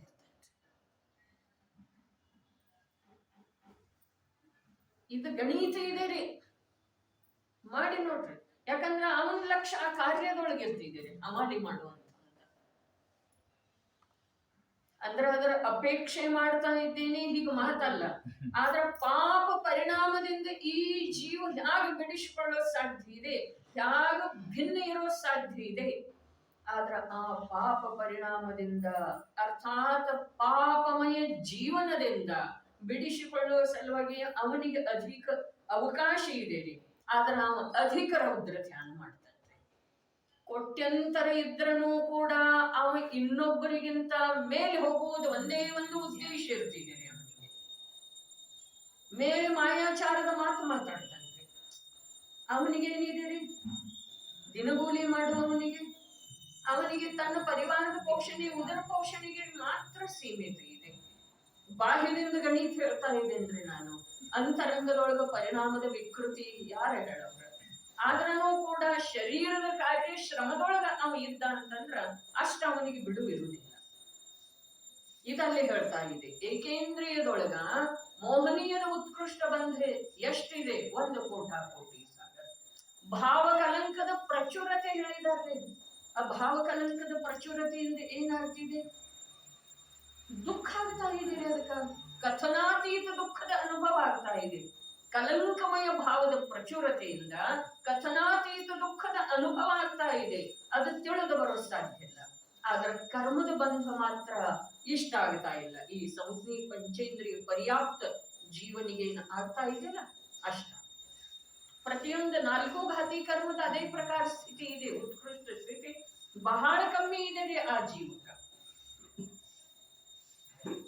ಅಂಚಲನ ಅಲ್ಲಿಯ ದುಃಖದ ಒಂದು ವೇಳೆ ಒಂದು ಸಮಯದ ಯಾವ ಅನುಭವಜನ್ಯ ದುಃಖ ಇದೆಯಲ್ಲ, ಸಂವೇದನ ರೂಪದ ದುಃಖ ಇದೆಯಲ್ಲ, ಜೀವ ವಿಪಾಕಿ ಕರ್ಮದ ದುಃಖ ಇದೆಯಲ್ಲ, ಆ ದುಃಖದಿಂದ ಒಂದು ವೇಳೆ ಅದಕ್ಕ ಸಂಪೂರ್ಣ ಆತ್ಮ ಪ್ರದೇಶದೊಳಗ ಜಾನಿವ ಆಗಿತ್ತು ಅಂತಂದ್ರ ಅಲ್ಲಿಂದ ಮೇಲೆ ಒಂದು ವೇಳೆ ಅದು ಉತ್ಥಾನ ಆಗ್ತಾ ಮನುಷ್ಯಗತಿಗೆ ಬಂತು ಅಂತಂದ್ರ ಆ ಜೀವ ನಿಯಮದಿಂದ ಆ ಭಾವ ಕಲಂಕದ ಕಡೆಗೆ ಪುನಃ ಹೋಗುವಂತ ಕಾರ್ಯ ಆ ಜೀವ ಮಾಡುತ್ತೆ. ಆದ್ರ ಒಂದೇ ಒಂದು ಅಪರಾಧ ಏನಿದೆ ಅಂತಂದ್ರ ಈ ಜೀವ ತಾನ ಸ್ವಯಂ ಅನುಭವಿಸಿದ ದುಃಖವನ್ನ ಸ್ವಲ್ಪ ಅನುಕೂಲತೆ ಬರ್ತಾ ಇದ್ದ ಹಾಗೆ ಮಾಡ್ತಾನೆ. ಸ್ವಲ್ಪ ಅನುಕೂಲತೆ ಅಂದ್ರನ ಅವನಿಗೆ ದುಃಖದ ಇಷ್ಟು ರೂಢಿಯಾಗಿ ಹೋಗಿದೆನ. ಎಷ್ಟು ರೂಢಿಯಾಗಿ ಹೋಗಿದೆ ಅಂತಂದ್ರ ಆ ದುಃಖದೊಳಗ ಅವನಿಗೆ ದುಃಖ ಅಂತ ಹೇಳಿ ಎಲ್ಲಿ ತಪ್ಪೆ ಅನ್ನಿಸಿದ್ರನು ಕೂಡ ಒಂದ್ ಸ್ವಲ್ಪ ಅನುಕೂಲತೆ ಆದ ಕೂಡಲೇ ಆ ಅನುಕೂಲತೆಯೊಳಗ ಮತ್ತ ಅನಂತ ಕಾಲ ಅಂಥದೇ ಪ್ರತಿಕೂಲತೆಯೊಳಗೆ ಉಳಿಯುವಂತಹ ಕಾರಣಗಳ ಸಂಗ್ರಹ. ವಚನ ಯೋಗಂತೂ ಬಹಳ ಕಮ್ಮಿ, ಅರ್ಥಾತ್ ಒಂದು ಶಬ್ದ ರೂಪದ ವಚನ, ಅದು ಸ್ವಪರಹಿತದ ವಚನ, ಅದು ವಸ್ತು ಸ್ವರೂಪದ ಅನುರೂಪ ವಚನ, ಜಿನಾಗಮದ ವಚನ, ಜಿನಪ್ರಣೀತ ಶಾಸನದ ಅನುರೂಪ ವಚನ ಮಾತನಾಡುವಂತಹ ಅವಕಾಶ ಯಾರಿಗಿದೆ? ಮನುಷ್ಯ, ಜೈನ ಮತ್ತು ಅಧ್ಯಯನ ಮಾಡಿರುವಂತಹ ಜೀವನಿಗೆ. ಮತ್ತು ಅವನೇ ಬಿದ್ದು ಹೋಗುವಂತಹ ಪ್ರಲಾಪಜನ್ಯ ಮಾತಾಡ್ತಾ ಕೂತ ಅಂತಂದ್ರ ಆದರ್ಶ ಯಾರ್ದನು? ಪ್ರಲಪಿತ ದುಷ್ಟತೆಯಿಂದ ಕೂಡಿದ್ದ. ನೋಡ್ರಿ, ಯಾವ ವಚನದಲ್ಲಿ ದುಷ್ಟತೆ ಇದೆ, ಅನ್ಯ ಜೀವರುಗಳಿಗೆ ಕೆಡಕು ಮಾಡುವಂಥದ್ದಿದೆ, ತಮಗೆ ರೌದ್ರಧಾನ ಮಾಡಿಸುವಂಥದ್ದಿದೆ, ಹಾಗೂ ಹಾಸ್ಯದಿಂದ ಕೂಡಿಕೊಂಡಿದೆ. ಹಾಸ್ಯದಿಂದ ಏನಾಗ್ತಿದೆ? ಮರಣ ಆಗ್ತಿದೆ. ಹಾಸ್ಯದಿಂದ ಕೂಡಿಕೊಂಡಿದೆ. ಇತರ ಜೀವರುಗಳಿಗೆ ಮರ್ಮ ಭೇದಕವಿದೆ. ಮೊದಲು ಹೇಳಿದ ಕೆಡಕು ಮಾಡುವಂಥದ್ದಿದೆ, ಮತ್ತೆ ಇಲ್ಲಿ ಮರ್ಮ ಭೇದಕ. ಎರಡರೊಳಗೆ ಏನು ವ್ಯತ್ಯಾಸ ಇದೆ? ಕೆಡಕ ಮಾಡುವಂಥದ್ದ ಮತ್ತು ಮರ್ಮ ಭೇದಕ, ಎರಡರೊಳಗೆ ವ್ಯತ್ಯಾಸ ಏನಿದೆ? ಮಾನಸಿಕ ಸ್ವಲ್ಪ ಕೆಡಕ ಅನಿಸೋದ, ಅದು ಕೆಡಕ ಮಾಡುವಂಥದ್ದು, ಅಥವಾ ಏನಾದ್ರೂ ಬಾಹ್ಯದೊಳಗೆ ಕೆಡಕ ಆಗುವಂಥದ್ದು. ಯಾವುದೋ ಒಂದು ವಚನ ಆಡಿದ ನಂತರ ಇನ್ನೊಂದು ಜೀವಕ್ಕೆ ಬಾಹ್ಯದೊಳಗೆ ಏನ್ರೆ ಕೇಡಾಗ್ಬಹುದು, ಧನ ಹಾನಿ ಆಗ್ಬಹುದು, ಶಾರೀರಿಕ ಅನಾನುಕೂಲತೆ ಆಗ್ಬಹುದು, ಅವನಿಗೆ ಅರಿವಿಲ್ಲದೆ ಕೆಡಕ ಆಗಬಹುದು. ಅವನಿಗೆ ನಾನು ಆಡಿದಂಥ ವಚನದ ಮೂಲಕ ಯಾವನೋ ಓರ್ವ ವ್ಯಕ್ತಿ ಪ್ರವೃತ್ತಿ ಮಾಡಿದ ಅಂತಂದ್ರೆ ಇನ್ನೋರ್ವನಿಗೆ ಬಾಹ್ಯ ಸಾಪೇಕ್ಷ ಕೆಡಕ ಆಗ್ಬಹುದು. ಇನ್ನು ಎರಡನೇದು ನೇರವಾಗಿ ಮನಸ್ಸಿಗೆ ಛೇದ ಮಾಡುವಂಥದ್ದು, ಉಳಿದು ಬಿಡುವಂಥದ್ದು, ಮರ್ಮ ಭೇದಕ, ಅವನ ಭಾವನೆಯನ್ನ ಛಿನ್ನ ಭಿನ್ನ ಮಾಡುವ.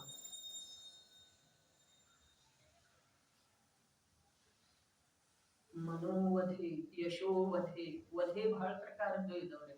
ಬರೀ ಈ ಶರೀರದಿಂದ ಆತ್ಮನನ್ನ ಬೇರೆ ಮಾಡುವಂತ ಯಾವ ಕಾರ್ಯ ಇದೆ ಅದಕ್ಕಷ್ಟೇ ಘಾತ ಅಥವಾ ವಧೆ ಅನ್ನುವುದಿಲ್ಲ.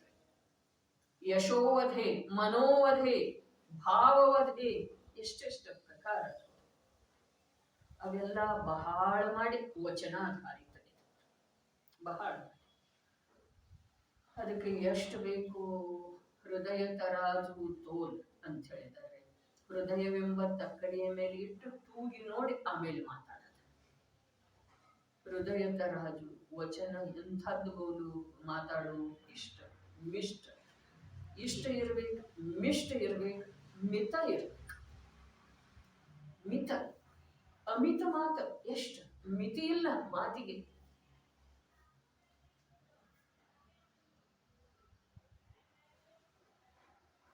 ಮರ್ಮ ಭೇದಕವಿದೆ, ತಮಗೆ ಪ್ರಮಾದ ಕಾರಕವಿದೆ. ನೋಡ್ರಿ, ಅಲ್ಲಿ ಹೇಳಿದ್ರು ಇನ್ನೊಬ್ಬರಿಗೆ ಅನ್ಯ ಜೀವರುಗಳಿಗೆ ಕೆಡಕ ಮಾಡುವಂತದ್ದಿದೆ ಅಂದ್ರು, ಅದಕ್ಕೆ ಲಗೇಜ್ ತಕ್ಷಣ ಏನ್ ಹೇಳ್ರು, ತಮಗೆ ರೌದ್ರ ಧ್ಯಾನ ಮಾಡಿಸುವಂತ. ಇಲ್ಲಿ ಅನ್ಯ ಜೀವರುಗಳಿಗೆ ಮರ್ಮ ಭೇದಕ ಇದೆ ಅಂತ ಹೇಳಿ ಹೇಳ್ರು, ಇಲ್ಲಿ ಅದಕ್ಕೆ ಪೂರಕವಾಗಿ ಏನ್ ಹೇಳಿದ್ರು, ಪ್ರಮಾದ. ಎಲ್ಲ ಎಲ್ಲಿ ತಗೊಂಡು ಹೋಗ್ತಾವ್ರಿ? ಎಲ್ಲ ಎಲ್ಲಿ ತಗೊಂಡು ಹೋಗ್ತಾವ? ಆತ್ಮನ ವಿರೋಧ ಮಾಡ್ತಾ ಇದ್ದಾವೆ ಇವೆಲ್ಲ ಅನ್ನುವ ಒಂದು ಮೂಲ ಉದ್ದೇಶದ ಕಡೆಗೆ. ಪ್ರಮಾದಕಾರಕವಿದೆ, ಕರ್ಕಶ ಕಠೋರವಿದೆ ಎಂದರೆ ಕೇಳುವುದರಲ್ಲಿ ಕೆಡಕೆನಿಸುವಂಥದ್ದಿದೆ.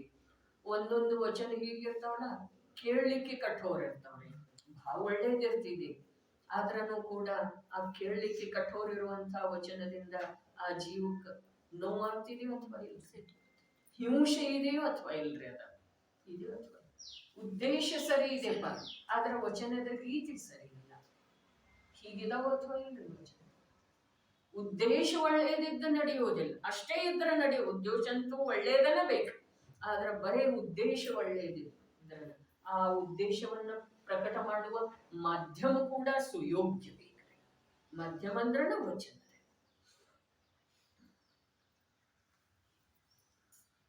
ಕರ್ಕಶ ಕಠೋರವಿದೆ ಎಂದರೆ ಕೇಳುವುದರಲ್ಲಿ ಕೆಡಕೆನಿಸುವಂಥದ್ದಿದೆ. ಅಸಮಂಜಸ ಎಂದರೆ ಮಿಥ್ಯಾಶ್ರದ್ಧೆ ಮಾಡಿಸುವಂಥದ್ದಿದೆ. ಸ್ಪಷ್ಟ ಇಲ್ಲ, ವಿಷಯ ಏನ್ ಮಾತಾಡ್ತಾ ಇದ್ದೇವೆ ಅದನ್ನ ಸ್ಪಷ್ಟ ಮಾಡೋದಿಲ್ಲ, ಅದನ್ನ ಮತ್ತೇನ್ ಮಾಡೋದ, ಬಚ್ಚಿಟ್ಟನ ಮಾತಾಡೋದು. ಎಷ್ಟೋ ಬಾರಿ ಹೀಗಾಗ್ತಿದೆ ಅನ್ನೋದಕ್ಕಿಂತ ಹಾಗೆ ಮಾತಾಡೋರನ್ನ ತಮ್ಮಷ್ಟಕ್ಕೆ ತಾವು ಚತುರ ಅಂತಾರೆ. ಇದ್ದಕ್ಕಿದ್ದ ಹಾಗೆ ಹೇಳಿದರೆ ಅಥವಾ ಸ್ಪಷ್ಟಪಡಿಸಿದರೆ ಅದು ಒಳ್ಳೇದಲ್ಲ. ಆದ್ರೆ ಈಗ ಅಸಮಂಜಸತನ ಇದೆ ಅಲ್ಲ, ಸ್ಪಷ್ಟತೆ ಇಲ್ಲ, ಏನು ಹೇಳ್ತಾ ಇದ್ದೀರಿ ಅನ್ನೋದ್ರದ್ದು ಮೂಲ ಆಶಯ ಗೊತ್ತಾಗ್ಬೇಕು ಅಥವಾ ಬೇಡ್ರಿ? ಅದ ಆಶಯ ಗೊತ್ತಾಗ್ಲಿಲ್ಲ ಅಂತಂದ್ರೆ ಆ ಮಾತಿಗೇನು ಅರ್ಥ ಇದೆ, ಮಾತಿನ ಪ್ರಯೋಜನ ಏನಿದೆ? ತಮ್ಮ ಅಂತರಂಗದ ಆಶಯವನ್ನ, ಅಭಿಪ್ರಾಯವನ್ನ ಹೊರ ಹಾಕುವುದೇ ವಚನ ಇದೆ, ಮಾಧ್ಯಮ. ವಚನ ಮಾಧ್ಯಮದಿಂದ ಅಂತರಂಗದ ಅಭಿಪ್ರಾಯ ಅಥವಾ ಆಶಯ ಬೇರೆ, ಆಶಯ ಬೇರೆ. ಅಂತರಂಗದ ಆಶಯವನ್ನ ವ್ಯಕ್ತಪಡಿಸುವುದರ ಒಂದು ಮಾಧ್ಯಮವೇ ವಚನ ಇದೆ. ಹೀಗಿರುವಗಳು ಅದೇ ವ್ಯಕ್ತ ಆಗಲಿಲ್ಲ ಸರಿಯಾಗಿ ಅಂತಂದ್ರ ಅರ್ಥಕ್ಕೆ ಅನರ್ಥ, ಅರ್ಥಾತ್ ಮಿಥ್ಯಾಶ್ರದ್ಧೆ ಆಗ್ತಿದೆ ಅವರಿಗೆ. ನಮ್ಮ ಅಂತರಂಗದ ಆಶಯ ಸ್ಪಷ್ಟ ಆಗುವಂತದ್ದು ವಚನ ಇರ್ಲಿಲ್ಲ ಅಂತಂದ್ರ ಆ ನಮ್ಮ ಆಶಯದ ವಿರುದ್ಧ ಅವ್ರ ಶ್ರದ್ಧೆ ಆಗ್ತಿದೆಯೋ ಅಥವಾ ಇಲ್ರಿ? ಮಿಥ್ಯಾಶ್ರದ್ಧೆ ಅಂತಂದ್ರೆ ಇಲ್ಲಿ ಸಮ್ಯಕ್ ದರ್ಶನಕ್ಕೆ ಸಂಬಂಧಿಸಿದ, ಆತ್ಮಾನುಭೂತಿಗೆ ಸಂಬಂಧಿಸಿದ ಸಮ್ಯಕ್ ಶ್ರದ್ಧೆ, ಮಿಥ್ಯಾಶ್ರದ್ಧೆ ಮಾತಿಲ್ಲ. ಯಾವ ಅಭಿಪ್ರಾಯವನ್ನ ನೀನು ತಿಳಿಯಪಡಿಸುವ ಸಲುವಾಗಿ ವಚನದ ಅವಲಂಬನೆ ತಗೊಂಡಿದೆಯೋ ಆ ವಚನದೊಳಗ ಆ ಅಭಿಪ್ರಾಯ ಸ್ಪಷ್ಟ ಆಗ್ಲಿಲ್ಲ ಅಂತಂದ್ರ ನಿನ್ನ ಅಭಿಪ್ರಾಯದ ವಿರುದ್ಧ ಅವರು ಆ ವಚನದ ಶ್ರದ್ಧೆ ಮಾಡಬಹುದು ಅನ್ನೋದೇನು ಮಾಡ್ತಾರೆ. ಎಷ್ಟು ಹಾನಿ ಮಾಡುವಂಥದ್ದಿದೆ ವಚನ, ಎಷ್ಟು ಕಾರ್ಯಗಳನ್ನ ಕೆಡಿಸುವಂಥದ್ದಿದೆ ವಚನ. ಮತ್ತ ಆ ಹಿತ ಮಿತ ಜಿನೇಂದ್ರ ಭಗವಂತರ ಯಾವ ಮಾರ್ಗದೊಳಗೆ ಸಾಗುತ್ತಾ ಇದ್ದಾರೆ ಅಂತ ಅಂತರ್ವಾಹಿ ನಿರ್ಗ್ರಂಥ ಮುನಿರಾಜರ ಮುಖರೂಪದ ಚಂದ್ರದಿಂದ ಹರಡುವಂಥ ವಚನ ಎಂಥವದವು ದಿವ್ಯ ಇರ್ತವೆ. ಅವರು ಜನ್ಮ ಮರಣದ ರೋಗಗಳನ್ನ ನಾಶ ಮಾಡುವ ಸಲುವಾಗಿ ದಿವ್ಯ ಅಮೃತ ಇರ್ತವೆ. ವಚನ ಇಷ್ಟ ಇದೆ ರೀ ಮಧ್ಯಮ, ಬೇರೆ ಯಾವುದಕ್ಕೂ ಉಪಯೋಗ ಇಲ್ಲದ, ಕಷಾಯಕ್ಕೂ ಉಪಯೋಗ ಇಲ್ಲ. ಕಷಾಯ ಪೋಷಣೆ ಮಾಡುವಂತಹದ್ದು, ಅಭಿಮಾನ ಪೋಷಣೆ ಮಾಡುವಂತಹದ್ದು ಅದರದ ಕೆಲಸನೇ ಇಲ್ಲ ವಚನದ್ದು. ನಿಜವಾಗಿ ವಚನದ ಕೆಲಸ ಏನಿದೆ? ವಚನದ ಕಾರ್ಯ ಇಷ್ಟ ಇದೆ ಸ್ವಪರಗಳ ಹಿತ, ಸ್ವಪರಗಳ ಕಷಾಯ ಭಾವ ಬಿಟ್ಟು ಹೋಗುದು. ಸ್ವಪರಗಳಿಗೆ ಅನಾದಿ ಕಾಲದಿಂದ ಯಾವುದು ಉಪಲಬ್ಧ ಇಲ್ಲವೋ ಆ ಮೋಕ್ಷ ಮಾರ್ಗದ ಉಪಲಬ್ಧಿ ಯಾವುದು? ನಿಜವಾಗಿ ವಚನ ಹಾಗಾದ್ರೆ ಯಾರು ಅದವ್ರಿ? ಸತ್ಯ ಮಹಾವ್ರತಧಾರಿ ಮಹಾಮುನಿಗಳೇನು ಮಾತಾಡ್ತಾರೋ ಅದಷ್ಟ ವಚನ. ಡಾಕ್ಟರ್ ಕುಲಕರ್ಣಿ ಅಂತಿದ್ರೆ ಹ್ಮ್ ಅವ್ರ ಮಾತು ಹೇಳಿ ಅಂದ್ರೆ ಇನ್ನೊಬ್ಬರಿಗೆ ಹಿತಕಾರಕರೇ. ಅದ್ರ ಸಲುವಾಗಿ ಮಾತು ಎಂಥವ್ ಮಾತಾಡೋದು, ಯಾರ ಜೊತೆ ಮಾತಾಡೋದು, ಯಾವಾಗ ಮಾತಾಡೋದು, ಇದು ವಿವೇಕ. ಯಾರ ಜೊತೆ ಮಾತಾಡ್ತಾ ಇದ್ದೀನಿ ಆ ಪ್ರಕಾರದ ಮಾತು ಬೇಕಲ್ಲ. ಅದಕ್ಕೆ ಈಗೇನ್ ಹೇಳ್ತು? ತಕ್ಷಣದ ಅಥವಾ ತಾತ್ಕಾಲಿಕ ಕಾರ್ಯಸಿದ್ಧಿ, ತತ್ಸಮಯದ ಕಾರ್ಯಸಿದ್ಧಿಯ ಸಲುವಾಗಿ ಯಾವ ವಚನವನ್ನ ನಾವು ಬಳಸೋದಿದೆಯೋ ಆ ವಚನ ಹಿತನೂ ಇರ್ಬೇಕು, ಮಿತನೂ ಇರ್ತಾವೆ, ಮಿತನೇ ಇರ್ತಾವೆ. ಕಾರ್ಯಸಿದ್ಧಿಯ ಸಲುವಾಗಿ ಮಾತ್ರ ಇದಾವ್ರಿ, ಕಾಲಹರಣದ ಸಲುವಾಗಿ ಇಲ್ರಿ. ಕಾಲಹರಣದ ಸಲುವಾಗಿ ವಚನ ಯಾರ ಹತ್ರನೂ ಇರಬಾರ್ದು. ಇದ್ದು ಅಂತಂದ್ರೆ ಅವು ವಚನನ ಅಲ್ಲ. नैसर्गिक रचना पण म्हणतात दोन कारण एकच होईल. तेच म्हणायचं जास्ती करा. ऐकायचं 4 ಕೇಳಿದ್ರೆ ಒಂದು ಮಾತಾಡೋದು. ಒಂದು 4 ಅಂಶನೇ ಕೆಲಸ. ಯಾಕಂದ್ರೆ ಇವು ಎರಡೂ ಕೂಡಿ ಒಂದು ಮಾಡ್ತಾವು. ಅದು ಒಂದೇ 2 ಕೆಲಸ ಅದಾವಲ್ಲ. ಹಾಗಾದ್ರೆ ಎಷ್ಟು? ಅರ್ಧ ಏನು? ಒಂದು 4 ಅಂಶ ಬೇಕ್ರಿ ಅದಕ್ಕೆ ಕೆಲಸ. ಒಂದು 4 ಅಂಶ ಗಣಿತದ ಪ್ರಕಾರ ಇವು 2 ಸೇರಿ ಒಂದೇ ಕೆಲಸ ಮಾಡ್ತಾವ. ಇದು ಒಂದೇ 2 ಕೆಲಸ ಮಾಡ್ತಿದೆ. ಸಂಭಾಷಣೆमध्ये पण ऐकायचंच काम जास्त असायचं. ಅಲ್ಲಿ ಕೇಳೋದನ್ನ ಇದೆಲ್ಲ, ಕೇಳಿದ ನಂತರ ಮಾಡೋದಿದೆ. ಒಳಗಡೆ ಭೇದ ವಿಜ್ಞಾನ ಮಾಡೋದಿದೆ, ವಸ್ತುವಿನ ನಿರ್ಣಯ ಮಾಡೋದಿದೆ, ದೇಹದ ಸ್ವರೂಪದ ವಿಚಾರ ಮಾಡೋದಿದೆ, ವಿಭಾವದ ಸ್ವರೂಪದ ವಿಚಾರ ಮಾಡೋದಿದೆ, ವಿಭಾವದ ಕ್ಷಣಿಕತೆಯನ್ನು ನಂಬುವುದಿದೆ, ಜ್ಞಾನದ ತ್ರೈಕಾಲಿಕತೆಯನ್ನ ಅವಲೋಕನೆ ಮಾಡೋದಿದೆ, ಜ್ಞಾನದ ತ್ರೈಕಾಲಿಕತೆಯಿಂದ ಮಹಿಮಾನ್ವಿತ ಆಗುವುದಿದೆ, ಅದರದ ಮಹಿಮೆ ಬರೋದಿದೆ, ಅದರದ ಬೆಲೆ ಬರೋದಿದೆ. ಅದರ ಬೆಲೆ ಬರ್ತಾ ಬರ್ತಾ ಬರ್ತಾ ಆ ತ್ರೈಕಾಲಿಕ ಜ್ಞಾನಮಯ ಆತ್ಮನ ಉಪಲಬ್ಧಿ ಮಾಡಿಕೊಳ್ಳೋದಿದೆ. ಬಹಳಷ್ಟು ಕೆಲಸದವರಲ್ಲಿ ಸಮೋಸರಣಗಳು. ಇಲ್ಲೂ ಅದೇ ಇದೆ ಕೆಲಸ. ಆದ್ರೆ ಮತ್ತೆ ವಿಚಾರ ಎಲ್ಲೆಲ್ಲಿ ಹೋಗ್ತಿದೆ, ಏನೇನು ಮಾಡ್ತಿದೆ. ಈಗ ಏನು ಸದ್ದು ಬಂದು ಕೂಡಲೇ ಬಂತೇನು ಮಳೆ ಅಂತ ಹೇಳಿ ನೋಡಿದ್ರೆ ಎಷ್ಟು ಚಂಚಲ ಇದೆ ಎಲ್ಲ. ಉಪಯೋಗ ನೋಡ್ರಿ, ಅದರ ಸಲುವಾಗಿ ಉಪಯೋಗವನ್ನ ಸಂಕುಚಿತ ಮಾಡೋದ ಇದು ಮಹಾನ್ ಪುರುಷಾರ್ಥದ ಮಾತು. ಅದು ದೋಷ ಅಂತ ನಾನು ಹೇಳ್ತಾ ಇಲ್ಲ. ಯಾಕೆ ಹೊರಗೆ ನೋಡಿದೆವು? ಉಪಯೋಗ ಅಂತೂ ಹೋಗ್ತಿದ್ದೀರಿ ನೋಡದೇ ಇದ್ರೂ ಕೂಡ. ಹಾಗಾದ್ರೆ ಉಪಯೋಗ ಸಂಕುಚಿತ ಮಾಡುದ, ಬಾಹ್ಯ ವಿಷಯಗಳಿಂದ ಅದನ್ನ ಸಂಕುಚಿತಗೊಳಿಸೋದ, ಮತ್ತು ಆಂತರ್ಯದ ಅಭೇದ ಆತ್ಮನ ಒಬ್ಬನನ್ನೇ ಮುಖ್ಯ ಮಾಡಿ ಅಲ್ಲೇ ಆ ಉಪಯೋಗವನ್ನ ಏಕಾಗ್ರ ಮಾಡೋದ, ಇವು ಎಷ್ಟು ಕಠಿಣ ಕಾರ್ಯ. ಅನಾದಿ ಕಾಲದಿಂದ ಇದಕ್ಕೆ ಒಂದು ಏನಾದ್ರೂ ಘಟನೆ ಕೇಳಿ ಬಂತು ಅಂತಂದ್ರೆ ಅದಕ್ಕೆ ಸಂಬಂಧಿಸಿದ ವಿಕಲ್ಪ ಎಷ್ಟಾಗ್ತವೆ. ಯಾರದೋ ಅಳುವಿನ ಧ್ವನಿ ಕೇಳಿ ಬಂತಾರೆ, ಯಾರದೋ ಈ ವಾದ್ಯ ಕೇಳಿ ಬಂತಾರೆ, ಬಾರಿಸ್ತಾ ಇರೋದ, ಯಾರದ ಮದುವೆ, ಪಕ್ಕದ ಮನೆಗೆ ಏನ್ ನಡೀತಾ ಇದೆ, ಎಷ್ಟು ವಿಕಲ್ಪ ಬರ್ತಾವ್ರಿ. ಎಷ್ಟು ಬರ್ತಾವ ಹೇಳ್ರಿ? ಹೇಳಲಿಕ್ಕೇನೋ 2-4 ಹೇಳ್ಬೋದು, ಆದ್ರೆ ವಿಕಲ್ಪದ ಜಾತಿ ಎಷ್ಟಿದೆ. ಮತ್ತ ಅದರದೆಲ್ಲ ಏನ್ ನಿರರ್ಥಕ ಇದೆ? ಬಂಧ ಆಗೋದು ನಿಶ್ಚಿತವಾಗಿ ಬಂಧ ಆಗೋದ್ರಿ. ಬಂಧ ಆದ ನಂತರ ಅದು ಹಾಗೆ ಹೋಗೋದೇನು ಫಲ ಕೊಡೋದ್ರಿ. ಎಷ್ಟು ಶೋಷ ನಡೆಯೋದಿದೆ ಮನುಷ್ಯ ಜೀವನ ಅಂತಂದ್ರ. ಇನ್ನು ಆತ್ಮ ಕಲ್ಯಾಣ ಅಂತಂದ್ರ ಅಂತೂ ಎಷ್ಟು. ಅದಕ್ಕೆ ರತ್ನಾಕರ ವರ್ಣಿ ಹೇಳಿದ, ಮುಳ್ಳಿನ ಮೇಲೆ ಬಟ್ಟೆಯನ್ನು ಒಣಗಿ ಹಾಕಿದ್ರೆ ಅದನ್ನ ಎಷ್ಟು ಸಾವಧಾನತೆಯಿಂದ ಬಿಡಿಸಿಕೊಳ್ಳುವುದಿರ್ತಿದೆ, ಅಷ್ಟು ಪರದ ಜೊತೆಗೆ ನಿನ್ನ ಸಂಯೋಗ ಬಂದ ಮೇಲೆ ಅಷ್ಟು ಸಾವಧಾನವಾಗಿ ಇರ್ತೀನಿ. ನಿನ್ನ ಕಲ್ಯಾಣವನ್ನು ಬಯಸೋದಿತ್ತು, ನಿನ್ನ ಕಲ್ಯಾಣದ ಅಪೇಕ್ಷೆ ಇತ್ತು ಅಂತ ಎಳ್ಕೊಳ್ಳೋದಿಲ್ರಿ. ಯಾಕಂದ್ರೆ ಹಾಗೆ ಸಾಮಾನ್ಯ ಇಲ್ಲಿ ಒಂದು ತಂತಿ ಮೇಲೆ ಹಾಕಿದ ಬಟ್ಟೆ ಹೇಗೆ ತಗೊಳ್ತೇವೆ ನಾವು? ಹೀಗೆ ಹೇಳ್ಕೊಳ್ಳುವುದಿಲ್ಲ. ಹಾಗೆ ಸಂಯೋಗದ ಜೊತೆಗೆ ಇರಬೇಕಾದ್ರೆ ಅಷ್ಟು ಸಾಮರ್ಥ್ಯವಾಗಿದೆ. ಆಮೇಲೆ ಎಲ್ಲಿ ಬರ್ತಿದ್ದೇವೆ? ವಿಕಾರ ಎಲ್ಲೇ ಆಗ್ತಿದೆ ಹೇಳ್ರಿ? ಸಾವಧಾನ ಇದ್ಮೇಲೆ, ನಾವೇ ಸಾವಧಾನ ಇದ್ಮೇಲೆ ನಮ್ಮ ವಿಕಾರಕ್ಕೆ ಅವಕಾಶ ಎಲ್ಲಿದೆ? ನಾವೇ ಅಸಮಾನ. ಅದಕ್ಕೆ ಇಲ್ಲಿ ಪ್ರಮಾದ ಹೇಳಿದ್ರು. ಪ್ರಮಾದಕರ ಇದೆ ಅದು ವಚನ. ಇನ್ನೊಬ್ಬರಿಗೆ ಮರ್ಮ ಭೇದಕ್ಕಾಗ್ತಿದೆ, ಆದ್ರೆ ನಿನಗೆ ಪ್ರಮಾದಕರ ಇದೆ, ಪ್ರಮಾದ ಮಾಡುವಂತದ್ದಿದೆ.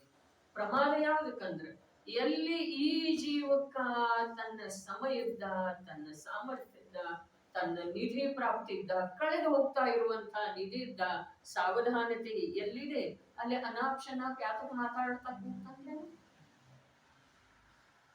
ಎಷ್ಟು ಮಾತಾಡ್ತಾನೆ? ಬಹಳ ದಿವಸದಿಂದ ಭೇಟಿ ಆದ ಮೇಲೆ ಏನ್ ಮಾತಾಡೋದಿದ್ದೀರಿ?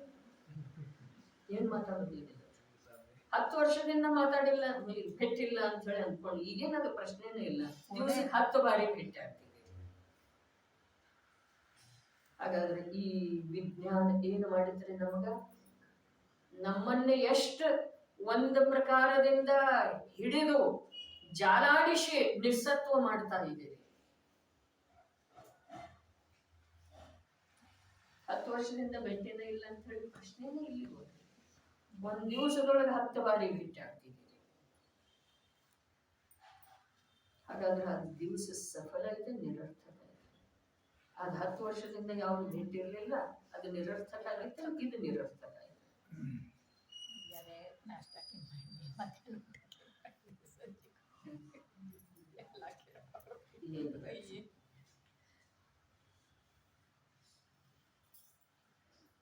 ಒಬ್ಬರು ಸಾಧರ್ಮಿಗಳು ಹೀಗೆ ಹೇಳಿದ್ದಾರೆ, ನೀನು ಹೆಸರು ಹೇಳೋದು ಒಳ್ಳೇದಲ್ಲ. ಮನೆ ಬಿಟ್ಟು ಮಗ ಹೋಗ್ತಾ ಇದ್ದ ಹಾಗೆ ಫೋನ್ ಶುರುನ, ಎಲ್ಲಿ ಹೋದ್ರೆ ಸಿಕ್ಕಿದನಿಲ್ ಬಸ್, ಆಫೀಸಿಗೆ ಮುಟ್ಟಿದ್ರೆ, ಊಟದ ಬ್ರೇಕ್ ಆಯ್ತು, ಏನ್ ಕೇಳೋದ್ರಿ? ಅದು ಏನೇನು ಬೇಕೋ ಅದು ಅವ ಮಾಡ್ಕೊಂಡ್ರೆ ನೀನು ಅವ್ನಿಗೆ ಏನ್ ಪರ್ಯಾಪ್ತ ಅವಶ್ಯಕ ಇದೆ ಅದನ್ನ ಕೊಟ್ಟು ಕಳಿಸಿದೆ, ಅದ ಮುಗಿದೋಯ್ತಲ್ಲ. ಬರ್ಕಲಿಯನ್ನ ಇನ್ನ ಎಷ್ಟು ಬೆಳೆ ಇದೆ, ಇವೆಲ್ಲ ಏನದವ್ರಿ? ಒಂದು ಸಲ ಯೋಚನೆ ಮಾಡಿ, ಇವೆಲ್ಲ ಏನದ? ನಮ್ಮ ಆಕುಲ ವ್ಯಾಕುಲತೆಯನ್ನ ಇನ್ನಷ್ಟು ವೃದ್ಧಿಸ್ತಾ ಇದಾವೋ ಅಥವಾ ಕಮ್ಮಿ ಮಾಡಿದವ್ರಿ? ನಮಗನಿಸ್ತಿದೆ ಹಾ ಬಿಟ್ಟಿದ್ದಾರೆ, ಸಮಾಧಾನ ಆಯ್ತಂತೀವಿ. ಅದು ಸಮಾಧಾನ ಅಲ್ಲ. ಬಿಡು ಹೇಳಿದೊಳಗೆ ಫೋನ್ ಮಾಡ್ತೇನೆ ಅಂದಿದ್ರಲ್ಲ, ಇನ್ನ ಬಂದಿಲ್ಲ. ಅಸಮಾಧಾನ ಇದೆ ಅಥವಾ ಅವಾಗ ಬಿಟ್ಟಿದ್ದೇನಂದ್ರೆ ಇನ್ನ ಯಾಕೆ ಮುಟ್ಟಿಲ್ಲ?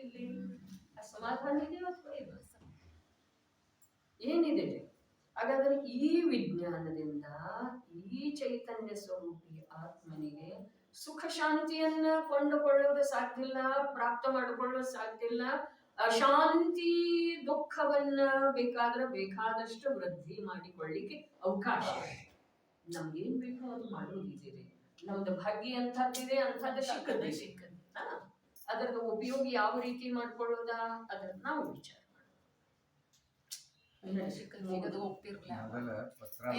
ಶಿಖರ್ಜಿ ಹೋಗ್ತಿರೋರು ಹಾಗಿದ್ರು, ಪತ್ರದ ವ್ಯವಹಾರ ಆಗಿತ್ತು, ಅಲ್ಲಿಂದ ಪತ್ರ ಇಲ್ಲಿ ಬರ್ತಿದ್ರು, ಪತ್ರ ಯಾತಕ ಬರೀತಿದ್ರು ಅವ್ರ? ಇಲ್ಲಿ ಅದಕ್ಕ ಹೋಗೋ ವೇಳೆದೊಳಗೆ ಬೀಳ್ಕೊಂಡು ಸಮಾರಂಭ ಇರ್ತಿತ್ರಿ, ಇನ್ ತಿರುಗಿ ಬರುದಿಲ್ಲ ಅಂತ ಹೇಳಿ ಸಾಮಾನ್ಯ ಪಡೆ ಇಂಗ್ಲಿಷ್ ಅಂತಾರೆ, ನೋ ನ್ಯೂಸ್ ಗುಡ್ ನ್ಯೂಸ್. ನೋಡ್ರಿ ಅಂತ ಸುರೇಖಾ ತಾಯಿ ಹೇಳ್ತಿದ್ರು, ಹೆಣ್ಮಕ್ಳ ಕಡೆಯಿಂದ ಏನ್ ಪತ್ರ ಬರ್ಲಿಲ್ಲ ಅಂದ್ರೆ ಅವ್ರ ಅತ್ತಿ ಮನೆಯಾಗ ಸುಖಿ ಅದಾರ ಅಂತ ತಿಳ್ಕೊಳ್ತೈತೆ ಅವ್ರ ಅಮ್ಮ ಅಂತ. ಪತ್ರ ಬರ್ಲಿಲ್ಲ, ಯಾಕೆ 15 ದಿವಸ ಆಯ್ತು ಪತ್ರ ಬರ್ಲಿಲ್ಲ ಅಂತ ಕಾಳಜಿ ಮಾಡ್ತಿರ್ಲಿಲ್ಲ, ಅವ್ರ ಸುಖಿ ಇದಾರು, ಇನ್ನಲ್ಲಿ ರಮಿಸಿದ್ರು ಅಂತ ತಿಳ್ಕೊ. ಇಂದ ಈ ತಾಯಿ ತಂದೆದ ಅವ್ರ ಜೀವನದೊಳಗೆ ಹಸ್ತಕ್ಷೇಪ ಎಷ್ಟು, ಅವ್ರ ಜೀವನ ಕೆಡ್ಲಿಕ್ಕೆ ಇವರೇ ಎಷ್ಟು ಕಾರಣ, ಏನೇನ್ ನಡೆದಿದೆ?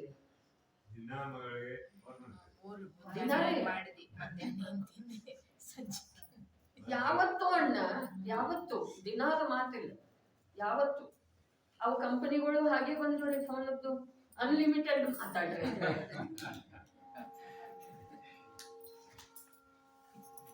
ಇವೆಲ್ಲ